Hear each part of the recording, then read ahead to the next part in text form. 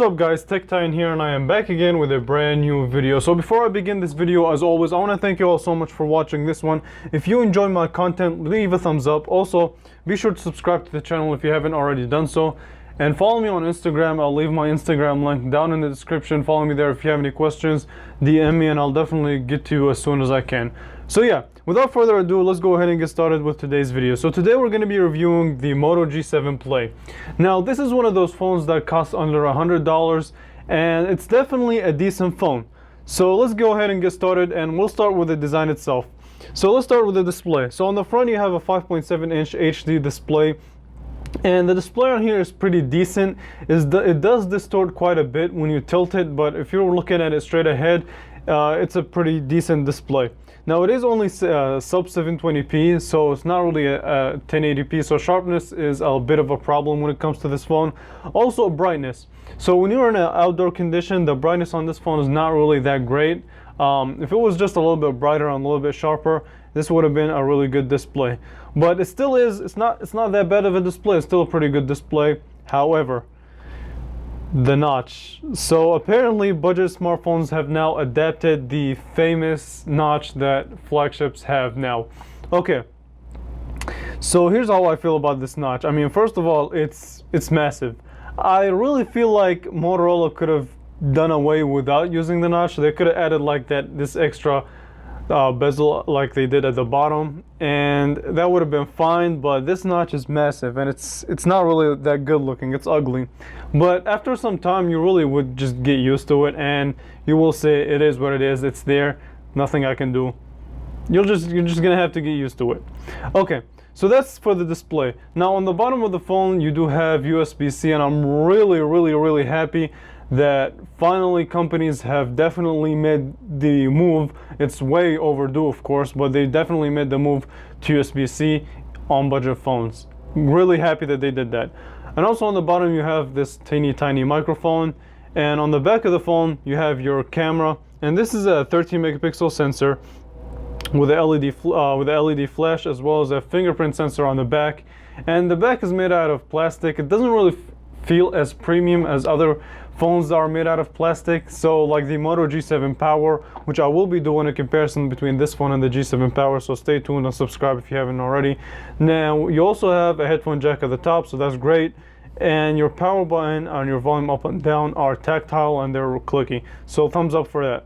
And on the front you have your 8 megapixel sensor, as well as a LED flash, and your earpiece, as well as your front facing speaker. So fantastic to see that Motorola to this day is still one of the only budget smartphone manufacturers that have front facing speakers. So I'm really happy that they did that.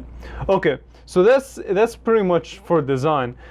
Let's talk quickly specs. So you have a 3000 milliamp hour battery, and I'll talk about battery life in a moment. So you have a 1.8 gigahertz octa-core processor, 32 gigabytes of storage, and 2 gigabytes of RAM. Now as far as processor goes, it's pretty good.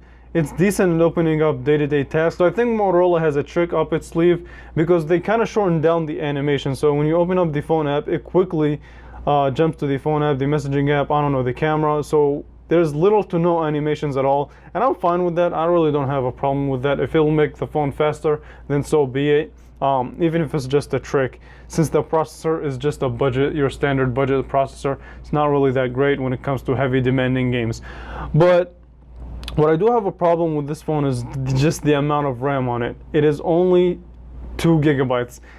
I get that this is only a $100 phone, but at the same time I feel like, I don't know, more RAM, like at least 3 gigabytes of RAM would have been better. Battery life. So like I said, this phone has a 3000 milliamp hour battery, and the battery life on here, first of all, is non-removable, and that goes pretty much for most smartphones in 2019. So there's that.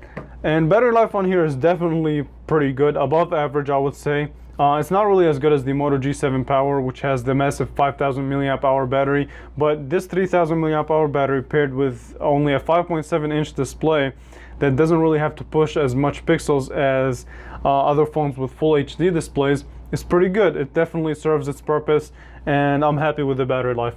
Now, as far as speaker goes, I'll let you guys listen to it.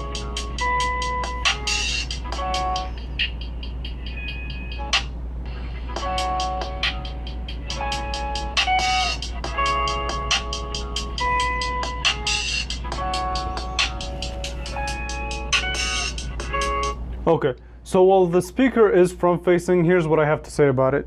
So it definitely is better than 99.9% of budget smartphones that have their speaker on the bottom or on the back of the phone, but it doesn't really get as loud as I would like it to be, and I guess that's because it's just this one singular speaker. So a stereo speaker would have served this phone just as, oh my god, it would have made this phone amazing when it comes to audio. But yeah, so let's move on to the next topic, and that is the camera. So the camera.